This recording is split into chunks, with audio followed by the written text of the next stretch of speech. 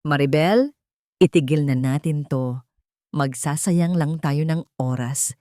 Ang kutsarang hawak niya ay bumagsak sa sahig na gawa sa kawayan, ngunit hindi man lang iyon napansin ni Maribel. Ang ingay ng pagbagsak nito ay tila nagmula sa napakalayong lugar. Isang tunog na walang kaugnayan sa katahimikang biglang bumalot sa kanilang maliit na kusina. Tanging ang amoy ng kapeng barako na katitimpla lang ni Elian ang nanatili sa hangin. Isang malupit na paalala ng isang umagang nagsimula sa init at tamis, ngunit ngayon nagbabantang magwakas sa panlalamig na hindi niya kailanman inasahan. Nakatitig lamang siya kay Elian. Sa lalaking ilang sandali lang ang nakalipas, ay hinahaplos pa ang kanyang buhok habang pinapanood ang pagsikat ng araw mula sa kanilang bintana. Ang mismong tinig na nangako sa kanya ng habambuhay ng isang maliit na bahay na kanilang pagsasaluhan at ng mga pangarap na sabay nilang aabutin. Ngayon ay sintalim ng yelo, pumuputol sa bawat hibla ng pag-asa sa kanyang puso. Bumagal ang pag-ikot ng mundo. Ang bawat salita ay parang matulis na bubog na dahan-dahang tumutusok sa kanyang dibdib. Bakit? Saan ako nagkulang? Ang mga tanong ay nagsimulang umalingaw-ngaw sa kanyang isipan, ngunit walang salitang kayang lumabas mula sa kanyang mga labi. Tila may bumabara sa kanyang lalamunan, isang bigat na pumipigil hindi lang sa kanyang pagsasalita, kundi pati na rin sa kanyang paghinga. Humakbang si Elian palayo, at sa bawat distansyang nalilikha sa pagitan nila, pakiramdam ni Maribel ay may isang piraso sa kanyang pagkatao na pilit na tinatanggal. Hindi man lang siya nito tinitingnan sa mata. Ang mga mata nito na dati puno ng pagsinta ay nakatuon ngayon sa sahig. Tila ba kinakahiya ang sakit na idinudulot nito sa kanya. May nagawa ba akong mali? Sa wakas ay nagawa niyang itanong. Ang boses niya ay isang mahinang bulong, basag at nanginginig. Umiling lamang si Elian. Ang mga balikat ay nanatiling tensyonado. Wala, Maribel. Ako to. This is me. Hindi tayo para sa isa't isa. At sa mga huling salitang iyon, tumalikod na ito at naglakad palabas ng pinto. Hindi man lang ito lumingon. Ang pagbagsak ng pintong yari sa kahoy ay hindi lumikha ng malakas na kalabog. Ngunit para kay Maribel, ang tunog na yon ang siyang hudyat ng pagsasara ng lahat ng kanilang pinangarap. Naiwan siyang nakatayo roon, mag-isa, habang ang kapeng lumalamig sa ibabaw ng lamesa ay sumasalamin sa unti-unting panlalamig ng kanyang puso. Nananatili siyang tulala, hindi alam kung gaano katagal, nang isang malakas na pagtawag mula sa labas ang pumunit sa nakabibinging katahimikan. Maribel!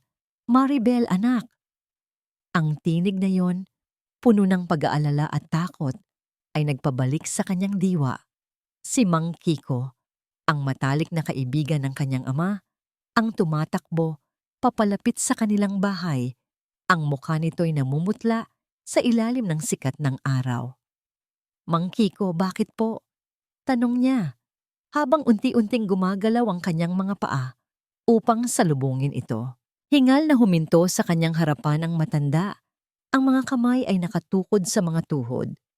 Sa pagitan ng malalalim na paghinga, pilit nitong binuo ang mga salitang babago sa kanyang buhay magpakailanman. Ang bangka. Ang bangka ng Tatay Romimo, natagpo ang nakataob malapit sa isla ng Fortune. Wala siya roon. Isang alon ng panlalamig ang gumapang sa buong katawan ni Maribel. Mas matindi pa sa naramdaman niya kanina lamang. Ang sakit na dulot ng paglisan ni Elian ay biglang napalitan ng isang uri ng takot na tila dumudurog sa kanyang mga buto. Ano pong sinasabi ninyo? Malakas ang bagyo kagabi, Maribel. Hindi pa rin siya natatagpuan. Gumuho ang mundo ni Maribel sa pangalawang pagkakataon sa loob lamang ng ilang minuto. Ang sakit ay nagpatong-patong, isang bigat na hindi na niya kayang pasanin. Ang kanyang mga tuhod ay bumigay at napaluhod siya sa lupang tinatapakan. Ang luhang kanina'y pinipigilan niya para kay Elian ay bumuhos na ngayon, ngunit hindi na para sa nawalang pag-ibig, kundi para sa isang amang posibleng hindi na niya muling makikita. Bago pa man niya lubusang maunawaan ang bigat ng trahedya, isang sasakyang kulay itim at makintab ang huminto sa harap ng kanilang munting dampa. Bumaba mula rito ang dalawang lalaking naka-Amerikana. Ang kanilang mga sapatos na katad ay tila hindi nababagay sa maputik na daan ng San Isidro. Lumapit sila. Ang kanilang mga mukha ay walang bahid ng anumang emosyon, maliban sa propesyonal na pakikiramay na halatang pilit. "Miss Maribel Reyes?" tanong ng isa. Hawak ang isang folder. Hindi makasagot si Maribel. Si Mang Kiko ang nagsalita para sa kanya. "Siya nga. Ano ang kailangan ninyo?" "Kami ay mula sa Valcor Shipping. Nais naming ipaabot ang aming pakikiramay sa nangyari sa inyong ama," sabi ng lalaki. Ngunit ang kanyang mga salita ay walang init, walang pakiramdam. "Nandito kami para mag-alok ng financial assistance para sa inyong pamilya." Ibinukas nito ang folder, nagpapakita ng isang dokumentong puno ng mga salitang hindi maintindihan ni Maribel. Ang tanging nakita niya ay isang halaga ng pera at isang linya kung saan kailangan niyang pumirma. Hindi ito tulong, isa itong transaksyon. Ang kaguluhan ay naging napakatindi na para sa lahat. Sa loob ng bahay narinig nila ang isang mahinang kalabog. Si Aling Nelia, ang kanyang ina, na may mahinang puso at kanina patahimik na nakikinig, ay bumagsak sa sahig. Hawak ang kanyang dibdib. "Inay!" sigaw ni Maribel. At sa isang iglap, nawala sa isip niya ang mga lalaki, ang pera, at maging ang pagkawala ng kanyang ama. Ang tanging mahalaga na lang ay ang ina na nahihirapang huminga sa kanyang harapan. Habang tinutulungan ni Mang Kiko na buhatin ang kanyang ina, ang mga mata ni Maribel ay napadako sa upuang kawayan na inupuan ni Elian kanina. Bigla niyang naalala ang eksena noong nakaraang linggo. Si Elian, tumatawa habang kinukumpuni ang bitak sa paa ng upuang iyon, habang ang kanyang ama ay nakaupo sa tabi nito. Tinuturuan siya ng tamang paraan ng pagtali ng buhol. Isang masayang alaala na ngayon ay isa ng sundang na humihiwa sa kanyang puso. Dali-dali silang lumabas upang maghanap ng sasakyang magdadala kay Aling Nelia sa pinakamalapit na pagamutan. Ngunit sa paglabas niya, ang kanyang mga kapitbahay na dati laging handang tumulong ay tila umiiwas ng tingin. Ang iba'y nagbubulungan sa mga sulok, ang kanilang mga tingin ay puno ng paghusga. At sa gitna ng hangin, isang bulong ang malinaw na umabot sa kanyang pandinig. Sapat na para marinig niya, sapat na para wasakin ang natitirang lakas sa kanyang katawan. "Narinig niyo ba? Sangkot daw sa smuggling ang tatay niya kaya nakarma." Ang mga salitang iyon ay ang huling patak, ang pagtataksil ni Elian, ang pagkawala ng kanyang ama, ang pagbagsak ng kanyang ina, at ngayon, ang lason ng paninira mula sa mga taong akala niya'y kakampi. Niyakap ni Maribel ang kanyang inang halos hindi na makahinga. Ang mga luha ay patuloy na dumadaloy sa kanyang mga pisngi. Napatingin siya sa malawak na karagatan kung saan nawala ang kanyang ama, pagkatapos sa isadaan kung saan naglaho si Elian, at sa mga mukha ng kapitbahay na humuhusga sa kanya.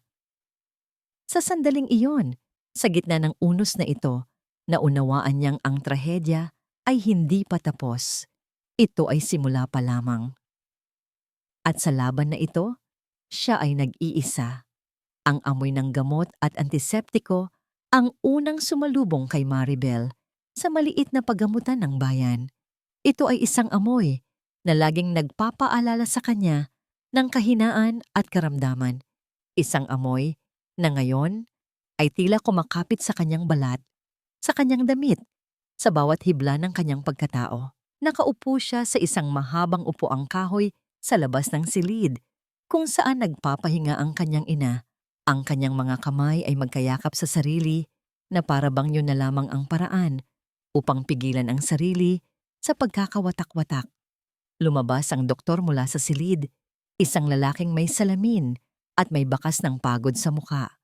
Ang pagtingin nito sa kanya ay puno ng awa, isang tingin na mas lalong nagpabigat sa kanyang dibdib. Miss Reyes, mahinang sabi ng doktor, stable na ang iyong ina for now, pero kailangan nating maging tapat. Ang atake sa puso niya ay isang malubhang babala.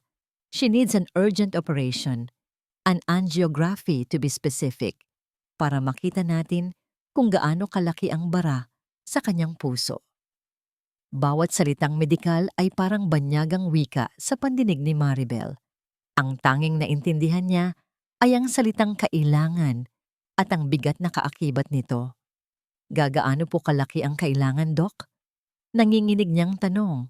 Bumuntong hininga ang doktor at nagsabi ng isang halaga na para kay Maribel ay kasing taas ng bundok na hindi niya kailanman maaakyat. Ang kakarampot na ipon niya mula sa pagtuturo at pagtitinda ng isda ay ni hindi man lang makakaabot sa kalahati niyon. Ang perang inaalok ng Valcor ay biglang pumasok sa kanyang isipan, isang tukso na sinamahan ng pait at galit. Gagawin ko po ang lahat, ang tanging naisagot niya, kahit hindi niya alam kung saan magsisimula. Sa gitna ng kanyang pag-iisip, isang pamilyar na tunog mula sa kanyang telepono ang bumasag sa katahimikan. Isang numero na hindi niya kilala. Sinagot niya ito. Umaasang isa itong kamag-anak na nakabalita na sa nangyari. Hello, Miss Maribel Reyes. Isang malamig at formal na boses ang sumagot sa kabilang linya. Agad na nakilala ni Maribel ang tinig. Ito ang kinatawan ng Valcor na nagpunta sa kanilang bahay kanina. Nabalitaan namin ang nangyari sa iyong ina. Patuloy ng lalaki. Ang tono ay tila puno ng pakikiramay, ngunit may nakatagong talim. Alam naming malaki ang kakailanganin ninyo para sa operasyon. Ang offer namin ay nakahanda pa rin, Miss Reyes. Isang pirma mo lang at sasagutin namin ang lahat ng gastusin sa ospital. Isipin mo ang iyong ina. Huwag mong hayaang ang pride mo ang pumatay sa kanya. Napahigpit ang hawak ni Maribel sa telepono. Ang bawat salita ay parang asido na tumutunaw sa kanyang prinsipyo. Alam na alam nila kung paano siya susulugin sa pader. Gusto niyang sumigaw, gusto niyang ibato ang telepono, pero ang imahe ng kanyang inang nakaratay at humihingal sa loob ng ICU ay pumigil sa kanya. Pag-iisipan ko, ang tanging naisagot niya, bago niya pinatay ang tawag, ang kanyang dibdib ay sumisikip sa bigat ng mundo. Kinabukasan, sa halip na ginhawa, panibagong dagok ang sumalubong sa kanya. Nagtungo siya sa paaralan kung saan siya nagtuturo bilang volunteer. Umaasang ang mga ngiti ng kanyang mga mag-aaral ang magbibigay sa kanya ng kahit kaunting lakas. Ngunit ang gate pa lang ay tila naging isang pader na naghihiwalay sa kanya sa mundo. Ang gwardya na dati ay bumabati sa kanya ng masigla ay yumuko at umiwas ng tingin nang papasukin siya. Pagdating niya sa opisina ng punong guro, ang hangin ay mabigat at puno ng tensyon. Si Mrs. Santos, na laging nakangiti sa kanya, ay hindi makatingin ng diretso sa kanyang mga mata habang nilalaro ang ballpen sa ibabaw ng lamesa. Maribel, iha, panimula nito. Ang boses ay nanginginig sa hiya o awa.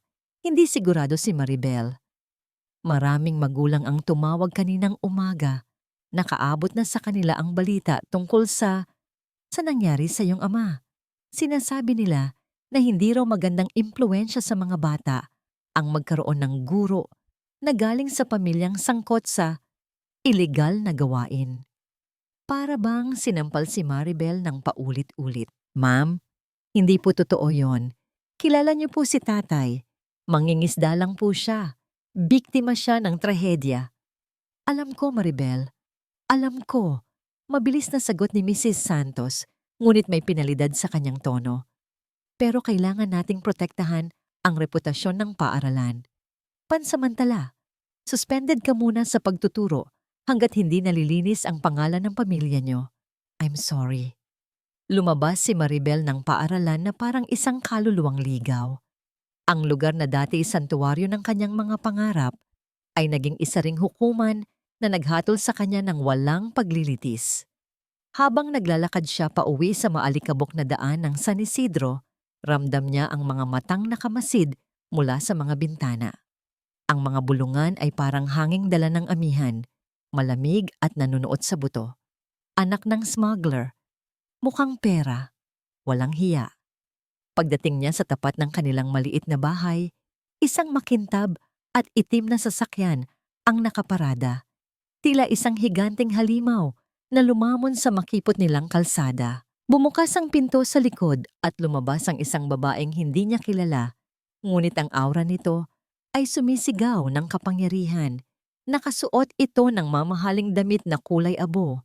Ang leeg ay pinalamutian ng mga perlas na mas mahal pa yata sa kabuuang halaga ng kanilang buong barangay. Ito ay si Corazon Valcor. Tinanggal ng ginang ang kanyang salaming itim at tiningnan si Maribel mula ulo hanggang paa. Isang tingin na nagparamdam kay Maribel na isa siyang mantsa sa malinis na sapatos nito. Ikaw pala si Maribel, sabi ni Corazon. Ang boses ay malumanay, ngunit may halong lason. Narinig ko ang tungkol sa iyong sitwasyon, nakakaawa. Iniabot ng isang alalay kay Corazon ang isang makapal na sobrang kulay kayumanggi. Walang pasubali itong inihagis ni Corazon sa paanan ni Maribel.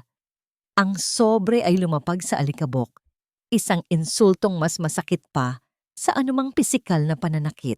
Tulong yan, sabi ni Corazon habang nagpapaypay ng sarili gamit ang kamay, tila nandidiri sa amoy ng dagat at kahirapan. Take the money. Umalis ka na sa lugar na ito. Dalhin mo ang nanay mo sa probinsya o kahit saan, basta malayo dito. Start a new life. Wala ka ng kinabukasan dito at lalo namang wala kang kinabukasan sa pamilya namin o sa kumpanya namin. Naintindihan na ni Maribel. Hindi lang ito tungkol sa aksidente. May kinalaman ito kay Elian. Ang babaeng ito ang dahilan kung bakit siya iniwan ng lalaking mahal niya. Nais niyang pulutin ng sobre at ibato pabalik sa mukha ng babae. Ngunit ang kanyang mga kamay ay nanigas sa gilid ng kanyang palda. Ang hiya at galit ay naghalo. Bumubuo ng isang buhol sa kanyang lalamunan na pumigil sa kanya na magsalita. Ang mga kapitbahay ay nagsilabasan, nanonood sa palabas. Walang kumibo, walang nagtanggol. Hinayaan nilang yurakan ang pagkatao ni Maribel sa sarili niyang bakuran. Ngunit may isang tinig na bumasag sa katahimikan. Hindi pulubi si Maribel. At hindi kriminal ang kaibigan kong si Romy. Mula sa likuran, humahangos na lumapit si Mang Kiko. Ang matanda, kahit kubana at amoy araw, ay tumayo sa pagitan ni Maribel at ni Corazon, tila isang pader na gawa sa bato. Ang mga mata ng matanda ay nagnininga sa galit. Bago pa kayo dumating dito, kasama ang inyong mga barko at langis, ang pamilyang ito ay marangal na namumuhay. Sigaw ni Mang Kiko, ang boses ay nanginginig sa emosyon. Kaya huwag ninyong insultuhin ang pamamahay na ito ng inyong maruming pera. Natigilan si Corazon. Isang iritadong nangiti ang sumilay sa kanyang mga labi. How noble! Sarkastiko niyang komento. Tingnan natin kung mapapakain ng dangal ninyo ang nanay niyang naghihingalo. Sumakay muli si Corazon sa sasakyan nang hindi man lang lumingon. Iniwan niyang nakabulagta ang sobre sa lupa, isang hamon at isang pangungutya. Umalis ang sasakyan, nag-iiwan ng makapal na usok at alikabok na nagpaubo kay Mang Kiko. Nang gabing iyon, ang katahimikan sa bahay ay nakabibingi. Hindi ginalaw ni Maribel ang sobrang nasa mesa. Nakatitig lang siya dito na parang isa itong makamandag na ahas. Ang mga salita ni Corazon ay paulit-ulit na umiikot sa kanyang utak. Wala ka ng kinabukasan dito. Para mapakalma ang sarili at makahanap ng pambili ng gamot kahit paano, sinimulan niyang halughugin ang mga gamit na naiwan ng kanyang ama sa silong ng bahay. Baka may mga lumang lambat na pwede pang ibenta o mga piyesa ng makina na mapapakinabangan. Sa ilalim ng isang tumpok ng mga sirang nylon at lubid na hawakan ng kanyang mga daliri, ang isang bagay na matigas at parisukat na nakatago sa loob ng isang punit na bahagi ng lambat. Inakala niya noong una na isa lamang itong bato o pabigat. Ngunit nang ilapit niya ito sa liwanag ng gasera, nakita niya ang kinang ng metal at plastik. Isang memory card. Nakabalot ito sa 3 patong ng plastik upang hindi mabasa. Bumilis ang tibok ng puso ni Maribel. Bakit itatago ito ng kanyang ama sa loob ng lambat? Ang kanyang mga kamay ay nanginginig habang dahan-dahan niyang tinatanggal ang pagkakabalot. Sa labas, ang hangin ay umiihip ng malakas na para bang ang kaluluwa ng kanyang ama ay nagpaparamdam, bumubulong na ang susi sa katotohanan ay nasa kanya ng mga palad. Ang liwanag mula sa luma at gasgas na laptop ay siya lamang tumatanglaw sa madilim na silid. Ang bawat segundong lumilipas habang naglo-load ang video file ay tila isang dekada ng paghihintay para kay Maribel. Ang kanyang mga daliri ay nanlalamig, mahigpit na nakakapit sa gilid ng mesa habang ang hangin sa paligid ay tila huminto sa pag-ihip. Sa wakas, ang itim na screen ay napalitan ng isang magalaw at malabong imahe. Sa screen, nakita niya ang pamilyar na likod ng kanyang ama, si Tatay Romy. Nakatayo ito sa gilid ng kanyang bangka. Ang mga kamay ay ikinumpas sa hangin habang nakaharap sa isang dambuhalang barko na may tatak ng Balcor. Kahit maingay ang hampas ng alon sa video, dinig na dinig ni Maribel ang boses ng kanyang ama. Ang boses na puno ng prinsipyo na labis niyang nangungulila. Hindi niyo pwedeng gawin yan dito. Sigaw ng kanyang ama sa video habang itinuturo ang makapal at itim na likidong lumalabas mula sa tagiliran ng higanting barko, humahalo sa asul na dagat. Papatayin niyo ang kabuhayan namin. Papatayin niyo ang dagat. Isang lalaking nakasuot ng uniforme ng Balcor ang dumungaw mula sa barko. Ang mukha ay hindi maaninag, ngunit ang boses ay puno ng pagbabanta. Umalis ka na dyan, tanda. Kung ayaw mong ikaw ang isunod namin sa basurang yan. Doon naputol ang video. Napasandal si Maribel sa kanyang upuan. Ang mga luha ay muling naglandas sa kanyang mga pisngi. Ngunit sa pagkakataong ito, hindi lamang ito luha ng pangungulila. Ito ay luha ng galit at pagpapatunay. Hindi smuggler ang kanyang ama, hindi ito kriminal. Siya ay isang bayani na tumindig para sa tama hanggang sa kanyang huling hininga. Ang paratang ng buong bayan, ang mga mata ng panghuhusga, ang pang-aalipusta ni Corazon Valcor. Lahat ng iyon ay mga kasinungalingang itinayo upang pagtakpan ng isang krimen. Binaling niya ang kanyang tingin sa mesang kawayan. Sa tabi ng laptop ay naroon ang makapal na sobrang iniwan ni Corazon. Ang perang pambili ng katahimikan, ang perang pambayad sa buhay ng kanyang ama.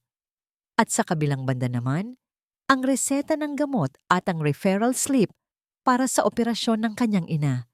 Dito nagsimula ang digmaan sa kanyang isipan, mas maingay at mas magulo kaysa sa anumang bagyo. Kung gagamitin niya ang video na ito para lumaban, siguradong gaganti ang Balcor. Paano ang nanay niya? Paano kung sa gitna ng laban ay mawalan siya ng pambayad sa ospital? Ang buhay ng kanyang ina ay nakasalalay sa perang nasa sobre.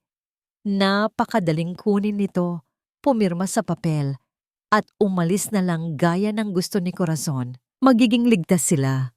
Mabubuhay ang nanay niya. Pero sa tuwing tinitingnan niya ang sobre, parang nakikita niya ang dugo ng kanyang ama na dumadaloy dito. Hindi niya kayang mag-isa ang bigat ng desisyong ito. Kinuha niya ang memory card, isinilid ito sa kanyang bulsa na parang isang agimat. at tumakbo palabas ng bahay patungo sa dampa ni Mang Kiko. Ang matanda ay nakaupo sa labas, humihit-hit ng sigarilyo habang nakatanaw sa madilim na dagat. Nang ipakita ni Maribel ang video na nahimik ng matagal si Mang Kiko, ang usok ng kanyang sigarilyo ay dahan-dahang sumayaw sa hangin bago tuluyang naglaho. Alam mo ba, Maribel? Basag ni Mang Kiko sa katahimikan. Ang boses ay garalgal at malalim. Noong bata pa kami ng tatay mo, may nag-alok sa kanya na magpuslit ng mga imported na sigarilyo. Malaki ang kita. Sapat na para mapagawa ang bahay niyo noon. Pero tinanggihan niya. Sabi niya sa akin, Kiko, ang pera, nauubos. Pero ang dangal, yan lang ang maipapamana ko kay Maribel na hindi mananakaw ng kahit sino. Tumingin ang matanda sa mga mata ni Maribel at sa ilalim ng liwanag ng buwan, nakita niya ang parehong apoy na nakikita niya noon kay Romy. Hindi ko sasabihin sa'yo kung ano ang dapat mong gawin, anak. Alam kong mahalaga ang buhay ng nanay mo. Pero tanungin mo ang sarili mo. Kung mabubuhay si Aling Nelia gamit ang perang galing sa pumatay sa asawa niya, mapapanatag kaya ang loob niya? Ang mga salita ni Mang Kiko ay tumagos sa puso ni Maribel. Umuwi siya na mas mabigat ang loob, ngunit mas malinaw ang isipan. Pagpasok niya sa kanyang kwarto, ang katahimikan ay muling binasag ng pagtunog ng kanyang telepono. Isang numero na walang pangalan, ngunit ang tibok ng puso niya ay tila nakakilala na agad kung sino ito. Sinagot niya ang tawag, ang kanyang kamay ay nanginginig. Hello? Maribel? Ang boses na yon, ang boses na minsang naging pahinga niya, ngayon ay punong-puno ng pagod at takot. Si Elian. Elian? Bulong niya. Ang halo-halong emosyon ng pagkasabik at galit ay bumara sa kanyang lalamunan. Bakit ka tumatawag? Akala ko ba tapos na tayo? Makinig ka sa akin, please.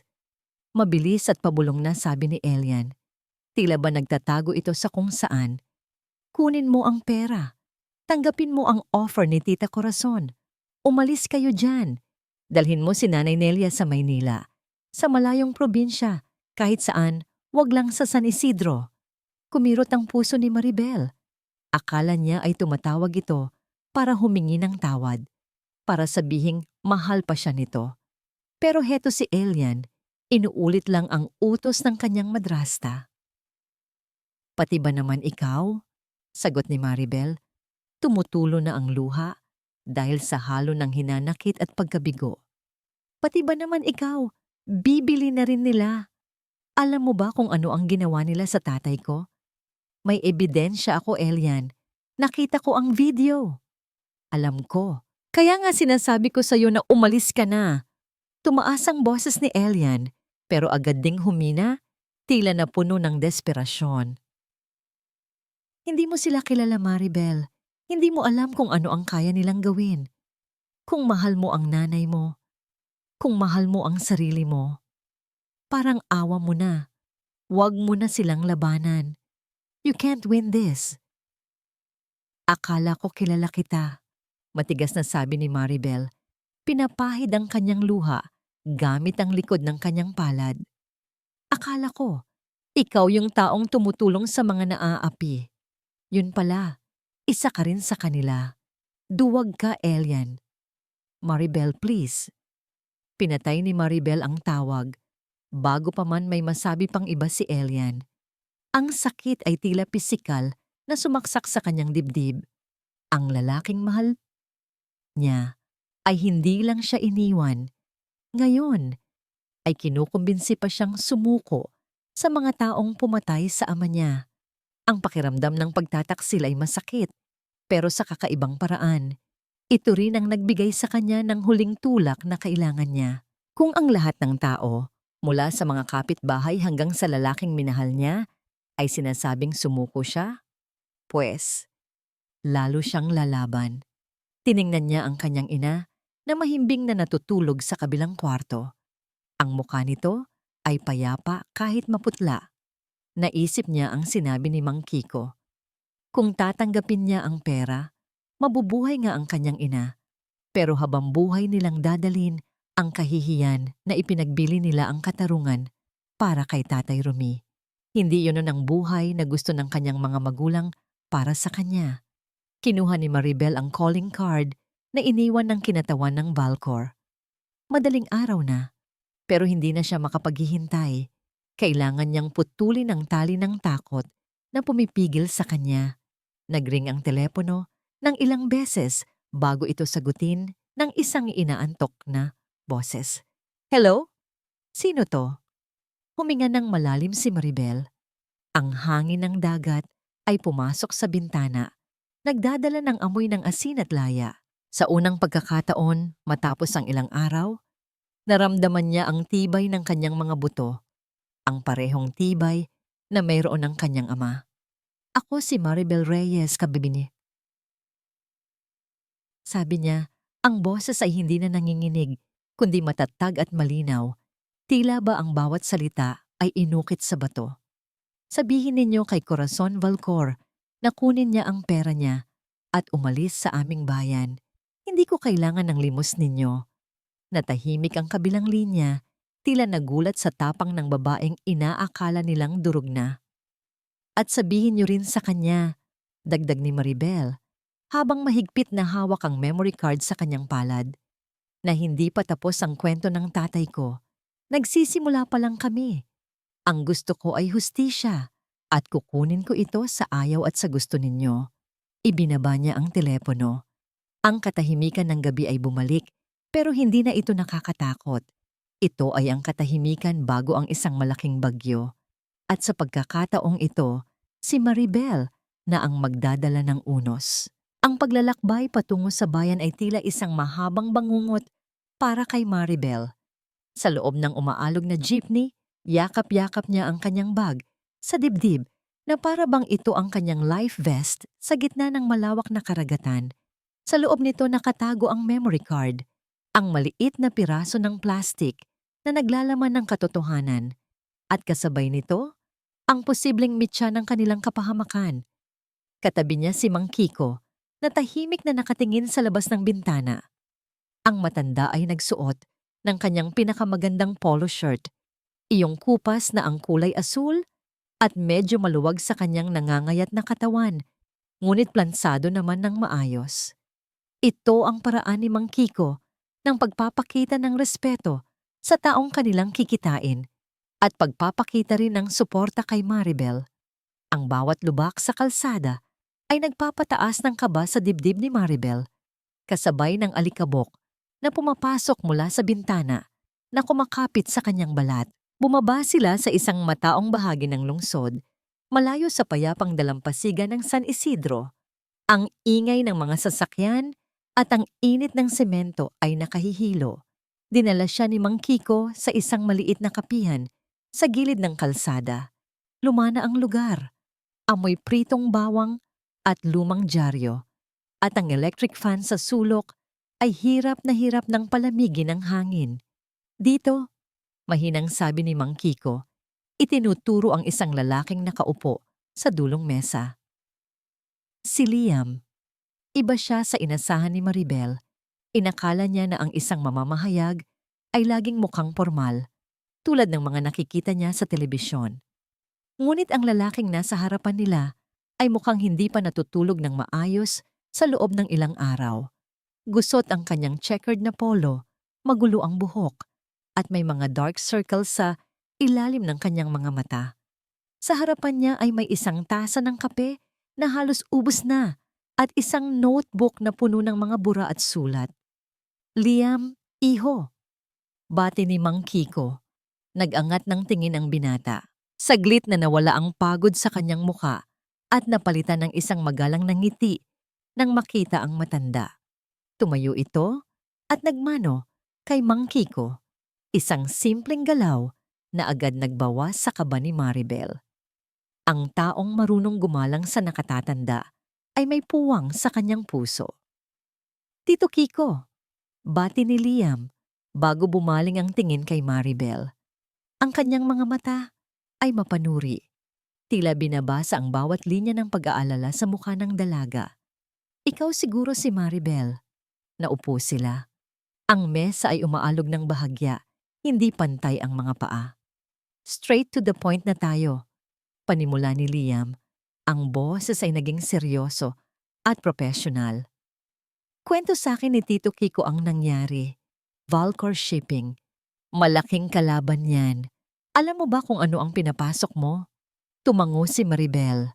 Kahit na ang totoo ay nanginginig ang kanyang mga tuhod sa ilalim ng mesa. Opo, pinatay nila ang tatay ko. At ngayon, sinusubukan nilang bilhin ang katahimikan ko. Sumandal si Liam sa kanyang upuan. Pinagkrus ang mga braso. Maribel, gets ko ang galit mo.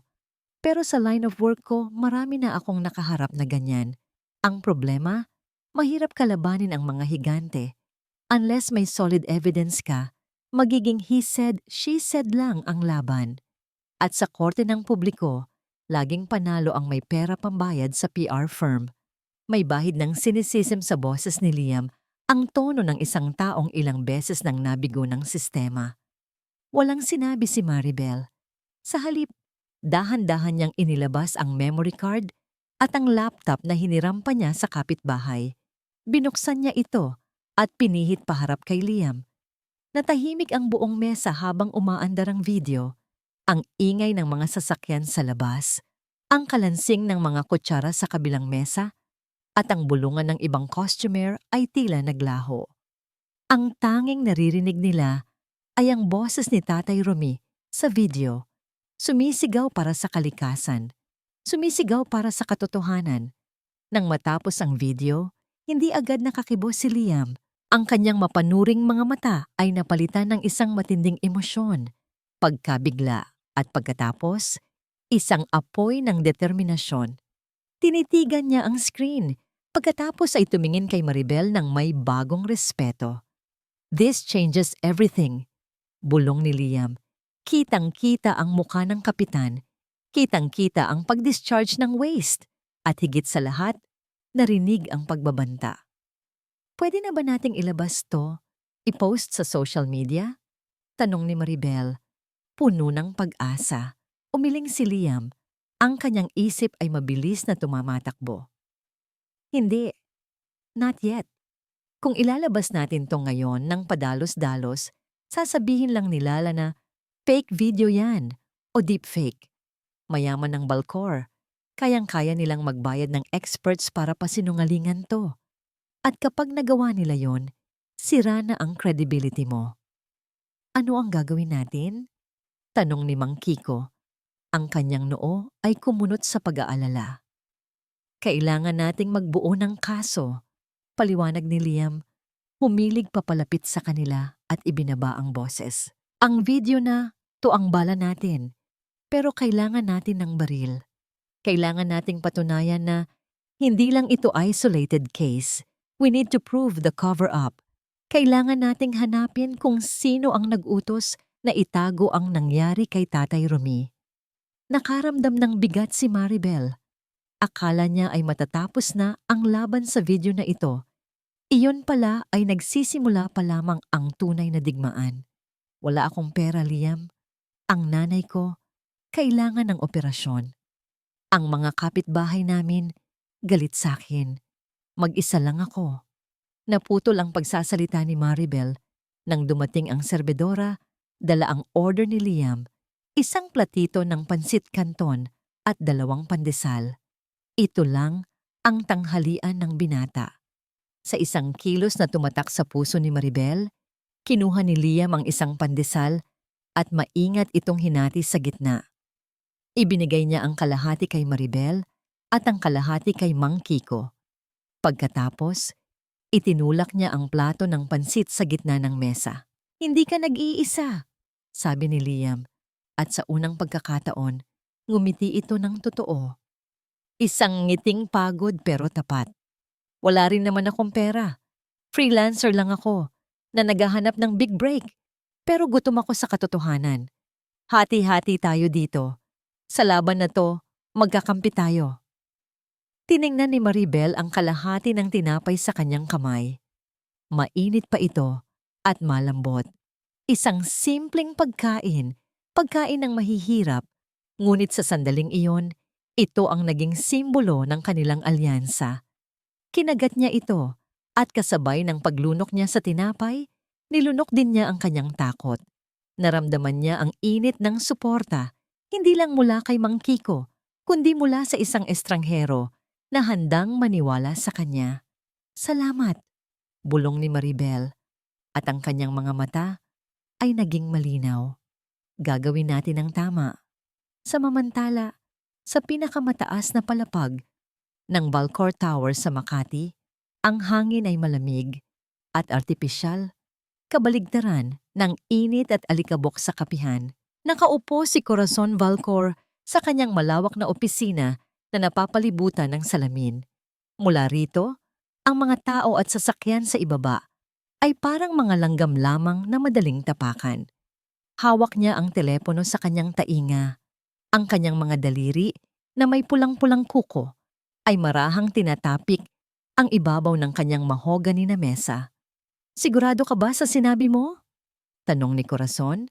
Ang kanyang boses ay kalmado, ngunit may talim na nakakapagpatindig balahibo. Sa kabilang linya, ang boses ng kanyang tauhan ay nanginginig. Opo, Ma'am Corazon. Tumawag siya kaninang madaling araw. Tinanggihan niya ang pera. Ang sabi niya, gusto raw niya ng hustisya. Isang malamig na tawa ang kumawala sa mga labi ni Corazon. Hindi ito tawa ng katuwaan, kundi tawa ng isang taong hindi makapaniwala sa kahangalan ng kanyang kalaban. Hustisya! Inulit niya ang salita na parang isang nakakadiring pagkain sa kanyang bibig. Ang mga mahihirap talaga, masyadong naniniwala sa mga teleserye. Akala nila, mananalo sila dahil lang nasa tama sila. Tumayo siya at lumapit sa bintana. Tinitingnan ang abot-tanaw kung saan makikita ang Manila Bay. Ang imperyo ng Balcor ay nakatayo sa pundasyon ng kapangyarihan at pera, at hinding-hindi niya hahayaang gumuho ito dahil lang sa isang anak ng mangingisda. Ma'am, ano po ang gagawin natin? May nakapagsabi rin po na may kasama siyang taga-media kanina sa bayan. Nanliit ang mga mata ni Corazon. Ang pagpasok ng media ay isang komplikasyon na ayaw niya. Kailangan niyang putulin ang sungay ng batang ito bago pa man ito makapanwag.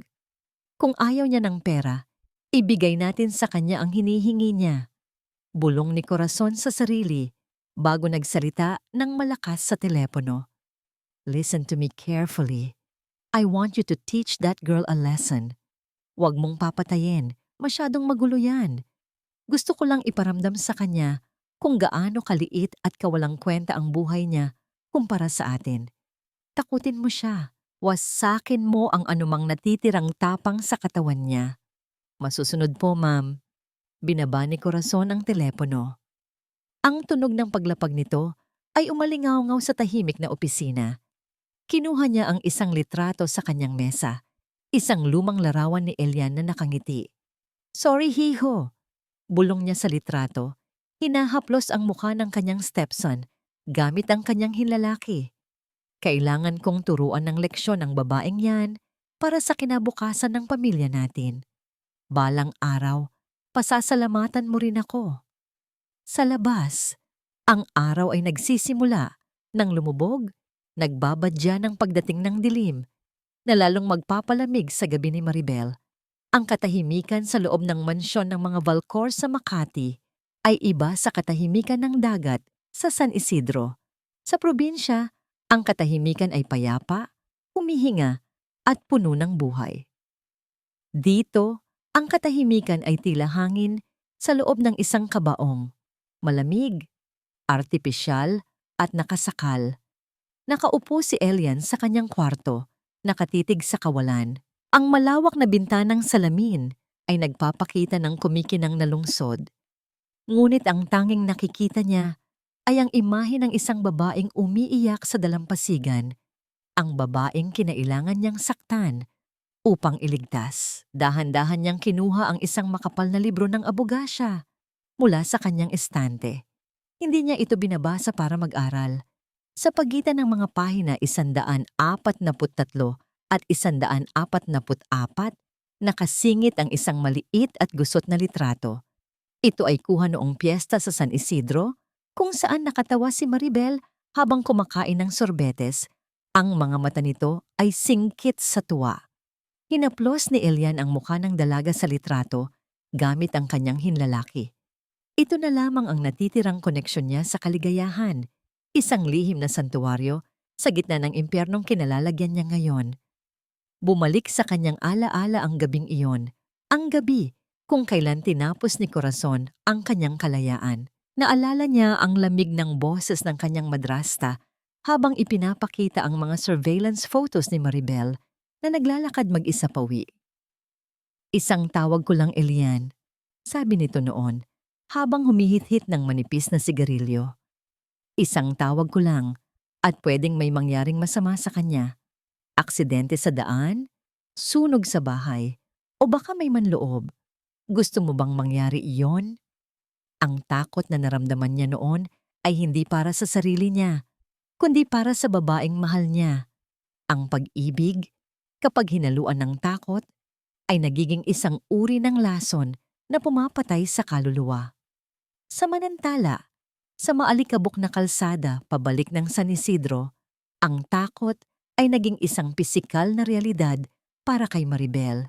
Nakasakay siya sa likod ng lumang motorsiklo ni Liam. Ang hangin ay humahampas sa kanilang mga muka, ngunit hindi nito mapawi ang init ng kaba sa kanyang dibdib. Mula pa kanina sa bayan, pakiramdam niya ay may mga matang nakamasid sa kanila habang binabagtas nila ang madilim na bahagi ng highway na napapalibutan ng mga talahib. Biglang may 2 motorsiklo ang humarang sa kanilang daanan. Wala itong mga plaka at ang mga sakay ay nakasuot ng helmet na tumatakip sa buong mukha. Napapreno ng mariin si Liam. Ang tunog ng gulong na kumayod sa aspalto ay umaling-awngaw sa tahimik na gabi. Muntik nang tumilapon si Maribel, ngunit mahigpit siyang napayakap sa likod ng binata. Ang kanyang puso ay kumalabog ng mabilis, tila gustong kumawala sa kanyang dibdib. "Anong kailangan niyo?" Sigaw ni Liam, pilit na pinatatatag ang boses kahit halata ang panginginig ng kanyang mga kamay sa manibela. Hindi sumagot ang mga lalaki. Bumaba ang isa sa kanila. May hawak na baseball bat. Sa isang iglap, walang salita-salita, hinampas nito ang headlight ng motor ni Liam. Ang tunog ng nababasag na salamin ay parang pagsabog sa tenga ni Maribel. Sumunod ang isa pang hampas sa side mirror at isa pa sa tangke ng gasolina. Bawat hampas ay sinadya, hindi para saktan sila physically, kundi para iparamdam na wala silang kalaban-laban. Napahiyaw si Maribel at napapikit. Tinatakpan ang kanyang mga tainga gamit ang nanginginig na mga palad. Inakala niyang katapusan na nila. Inakala niyang susunod na ang hapdi ng bakal sa kanilang mga katawan. Ngunit tumigil ang lalaki. Lumapit ito kay Maribel. Ang mukha ay nakatago sa itim na visor ng helmet. "Warning pa lang yan," sabi nito sa isang boses na mababa at nakakatakot. "Sa susunod, hindi na bakal ang wawasakin namin." Mabilis na sumakay ang mga lalaki sa kanilang mga motor at pinaharurot ito palayo. Iniiwan sina Maribel at Liam sa gitna ng dilim at usok. Nanginginig na bumaba si Maribel. Tiningnan niya si Liam na nakatitig sa kanyang sirang motor, ang tanging gamit nito sa paghahanap buhay. "Liam, sorry," humihikbi na sabi ni Maribel. Ang bigat ng pagkakasala ay dumagan sa kanya. "Dahil sa akin to, nadamay ka dahil sa akin." Humarap si Liam sa kanya. Sa kabila ng dilim, nakita ni Maribel ang galit sa mga mata nito. Hindi galit sa kanya, kundi galit sa kawalang katarungan. "Huwag kang humingi ng tawad, Maribel," mariing sabi ng binata, habang pinupulot ang piraso ng nabasag na side mirror. "Sinisira nila ang gamit natin dahil natatakot sila. Alam nilang may hawak tayong totoo. Ang ginawa nilang ito ang pruweba na tama ang tinatahak nating landas.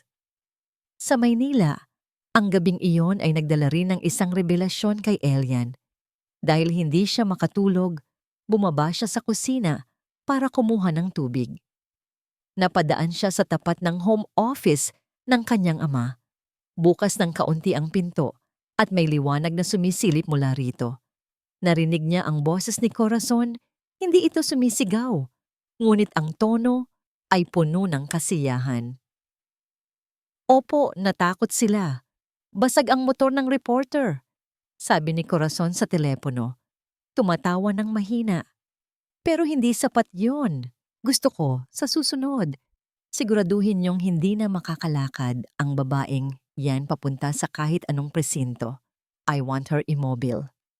Nabitawan ni Elia ng basong hawak niya, ngunit mabilis niya itong nasalo bago pa ito tumama sa sahig. Ang kanyang mga kamay ay nanginginig sa matinding galit at horror. Ang tubig ay tumapon sa kanyang damit pero hindi niya iyon ininda. Mali siya. Maling-mali siya. Akala niya, ang paglayo niya ay magiging sapat na kabayaran para sa kaligtasan ni Maribel. Akala niya, kung magiging masunurin siyang anak, kung magiging puppet siya ni Corazon, hahayaan na nilang mamuhay ng tahimik si Maribel. Pero hindi.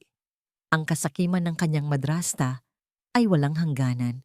Hindi titigil si Corazon hanggat hindi nito nadudurog ng tuluyan si Maribel. Sa sandaling iyon, namatay ang takot sa puso ni Elian at napalitan ito ng isang nag-aapoy na determinasyon. Kung sasaktan din naman nila si Maribel, kahit anong gawin niya, wala na siyang dahilan para magtago. Wala na siyang dahilan para maging mabait na anak. Hinintay niyang umakyat si Corazon sa kwarto nito. Nang masiguro niyang tulog na ang buong bahay, dahan-dahang pumasok si Elian sa opisina. Ang kanyang puso ay kumakatok sa kanyang dibdib. Bawat pintig ay parang tambol sa kanyang pandinig. Alam niyang may CCTV sa hallway. Pero alam din niya kung paano iyon patayin pansamantala. Isang bagay na natutunan niya nung nagre-rebelde siyang teenager. Binuksan niya ang computer ng kanyang ama. Buti na lang at hindi nito pinalitan ng password, ang birthday ng namayapa niyang tunay na ina. Mabilis niyang hinalughog ang mga files, projects, finance, San Isidro operations, at doon nakita niya ito. Isang folder na may pangalang Environmental Compliance Altered. Binuksan niya ang folder.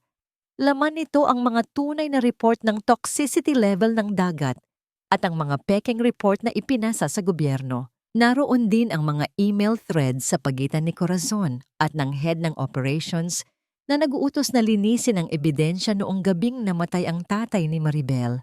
Nanginginig ang mga kamay ni Elian habang kinukuhaan niya ng litrato ang mga dokumento gamit ang kanyang cellphone. Bawat click ng kamera ay isang hakbang palayo sa kanyang pamilya at isang hakbang pabalik kay Maribel. Alam niyang sa oras na gawin niya ito, wala nang bawian. Itatakwil siya. Mawawala ang lahat ng yaman at pribilehiyo. Pero habang nakikita niya ang pangalan ng ama ni Maribel sa isa sa mga incident report na tinawag nilang collateral damage, naramdaman niya ang gaan ng loob. Mas gugustuhin pa niyang maging mahirap na may dangal kaysa maging prinsipe sa isang kahariang itinayo sa dugo ng mga inosente. Bumalik siya sa kanyang kwarto, ang pawis ay tumutulo sa kanyang noo. Gumawa siya ng isang bagong email account na hindi matutunton sa kanya. In-upload niya ang mga litrato. Sa subject line, isa lang ang inilagay niya, Hustisya para kay Romy. Sa San Isidro, nakaupo si Liam sa sahig ng bahay ni Maribel. Sinusubukang ayusin ang basag na salamin ng kanyang motor gamit ang tape. Si Maribel ay nagtitimpla ng kape sa kusina. Ang kanyang mga mata ay mugto pa rin sa kakaiyak. Biglang tumunog ang cellphone ni Liam. Isang notification ng bagong email. Tamad na kinuha ni Liam ang telepono, inaakalang spam lang ito. Pero nang mabasa niya ang subject at makita ang attachment, napatigil siya sa paghinga. Nanlaki ang kanyang mga mata. Maribel, tawag niya. Ang boses ay paos at puno ng hindi makapaniwalang pagkabigla. Maribel, lumapit ka dito. Lumapit si Maribel. Hawak ang 2 tasa ng mainit na kape. Bakit, Liam? Anong meron? Ipinakita ni Liam ang screen ng telepono. May nagpadala sa atin ng mga dokumento. Mga internal documents ng Valcor. Ipinapakita dito na pineke nila ang environmental report. Napatingin si Maribel sa screen. Ang mga letra at numero ay lumalangoy sa kanyang paningin. Pero naintindihan niya ang ibig sabihin nito. Sino? Tanong niya. Ang kanyang puso ay biglang bumilis ang tibok. Sinong magpapadala nito? Tinitigan ni Liam ang sender. Walang pangalan, pero may maikling mensahe sa ilalim ng mga attachment. Huwag kayong titigil, nasa inyo ang katotohanan. Hindi alam ni Maribel kung bakit, pero bigla niyang naamoy ang pamilyar na amoy ng dagat at kapeng barako sa kanyang isipan. Isang kakaibang kutob ang sumibol sa kanyang dibdib, isang pag-asa na baka hindi siya tuluyang nag-iisa sa laban na ito. Sa dilim ng gabi, sa gitna ng panganib, may isang anino na tumatawid mula sa kadiliman patungo sa liwanag para samahan sila. Ang ulan sa San Isidro ay hindi lamang basta tubig na pumapatak mula sa langit. Ito ay may dalang bigat, isang uri ng kalungkutan na tila nakikiramay sa mga naninirahan doon. Sa loob ng maliit na dampa ni Mang Kiko, ang tunog ng bawat patak ng ulan sa bubong na yero ay lumilikha ng isang ritmo na walang humpay. Tila ba pilit na tinatabunan ang mga boses ng 2 taong naghahanap ng katotohanan. Nakatutok si Maribel sa screen ng laptop ni Liam. Ang liwanag nito ay nagbibigay ng kakaibang anino sa kanilang mga mukha na nagpapatingkad sa pagod at pangambang nakaukit doon. Sa mesa, nagkalat ang mga printout ng dokumentong ipinadala ng misteryosong sender. Mga numero, graph, at mga kemikal na termino na hindi niya naiintindihan, ngunit alam niyang ito ang lason na pumatay sa dagat na kinalakihan niya. Grabe, Maribel, basag ni Liam sa katahimikan. Ang kanyang boses ay may halong pagkamangha at galit. Look at this! Ang chemical composition na tinatapon nila, it's 3 times above the legal limit. At dito sa email thread, sinasabi ng operations manager na standard procedure daw ang night dumping para hindi makita ng Coast Guard. Hinaplos ni Maribel ang papel. Ang mga salitang nakasulat doon ay mga ebidensya ng krimen, ngunit para sa kanya, ito ay mga lapida ng kanyang ama. Sapat na ba to, Liam? Sapat na ba to para makulong sila? Tumingin sa kanya si Liam, inalis ang salamin sa mata at kinusot ang ilong. Sa korte? Oo, malakas na to. Pero kailangan nating i-verify ang source. Ang korte, hindi tatanggap ng ebidensya galing sa isang anonymous sender na nakuha sa illegal na paraan. We need a whistleblower. Kailangan nating mapalabas ang taong nagpadala nito. Napatahimik si Maribel. Ang taong nagpadala nito. Muli niyang binasa ang maikling mensahe sa ilalim ng email. Huwag kayong titigil. Nasa inyo ang katotohanan. May kakaibang kirot sa dibdib ni Maribel tuwing binabasa niya ang linyang iyon. Ang tono, ang pagpili ng mga salita. May pamilyar na init dito na pilit niyang iwinawaksi. Imposible. Ang lalaking kilala niya ay duwag. Ang lalaking kilala niya ay pinili ang yaman at kapangyarihan kaysa sa kanya. Bakit siya aasa na si Ilya nito? Ang pag-asa ay isang mapanganib na bagay. Sa panahong ito, ito ang nagbubukas ng pinto para sa mas marami pang sakit. Sino kaya siya? Tanong ni Mang Kiko na nakaupo sa isang sulok habang nag-aayos ng sirang lambat. Baka isa ring empleyado doon na nakokonsensya? Siguro po, sagot ni Liam. Pero whoever he is, malaki ang sinasakripisyo niya. High-level access ang kailangan para makuha ang mga files na to. Nasa loob siya ng inner circle ng Valcor. Sa kabilang dako ng mundo, o tila ganoon ang pakiramdam, dahil sa layo ng agwat ng pamumuhay, nakaupo si Elian sa isang mahabang mesa na napapalamutian ng mga kristal na baso at pilak na kubyertos. Ang chandelier sa itaas ay nagkakalat ng liwanag na kasing ningning ng mga diamante sa leeg ng kanyang madrasta. Nasa isang exclusive charity gala sila, isang pagtitipon ng mga elite kung saan ang pagtulong sa mahihirap ay ginagawang dahilan para magsuot ng magagarang damit at uminom ng mamahaling alak. Our company, Valcor Shipping, remains committed to sustainable development. Pahayag ni Corazon sa harap ng mga bisita, hawak ang isang baso ng champagne. Ang kanyang naman ngiti ay perpekto, ensayado, at walang bahid ng katotohanan.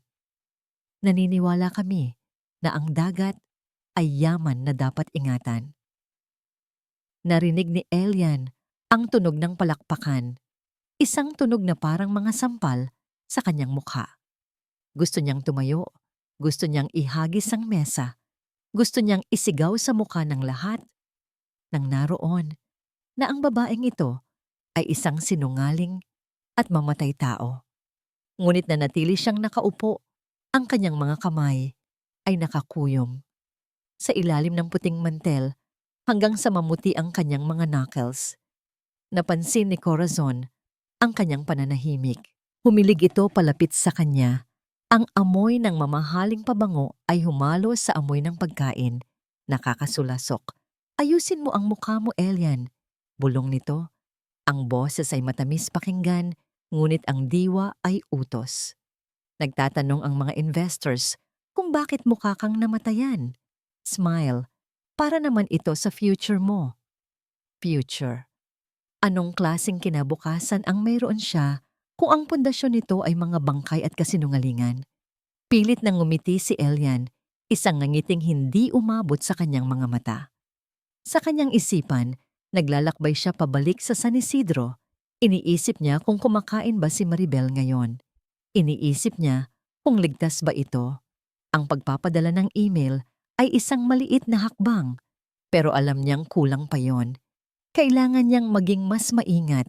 Kailangan niyang maging anino na poprotekta kay Maribel mula sa dilim na nililikha ng sarili niyang pamilya.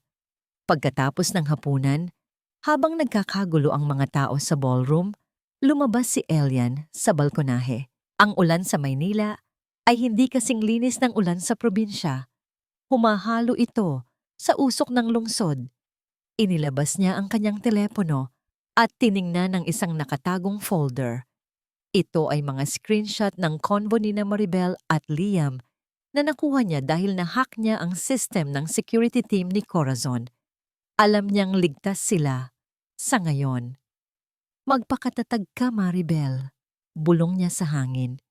Malapit na, konting tiis na lang. Bumalik ang eksena sa San Isidro. Kinabukasan, dinalaw ni Maribel ang kanyang ina sa ospital. Ang amoy ng gamot ay muling sumalubong sa kanya, ngunit ngayon ay mas mabigat ang hangin. Nakita niya ang kanyang ina, si Aling Nelia, nagising ngunit halatang hirap na hirap. Ang mga mata nito ay nakabukas, ngunit malayo ang tingin. Tila nakikipag-usap sa mga anghel na naghihintay. Inay, tawag ni Maribel. Pinipilit na gawing masigla ang kanyang boses habang hinahawakan ang kamay ng ina. Nandito na po ako. Dahan-dahang lumingon si Aling Nelia. Ang kanyang ngiti ay manipis at mahina. Maribel, anak, umuwi ka na. Huwag ka nang magsayang ng pera dito.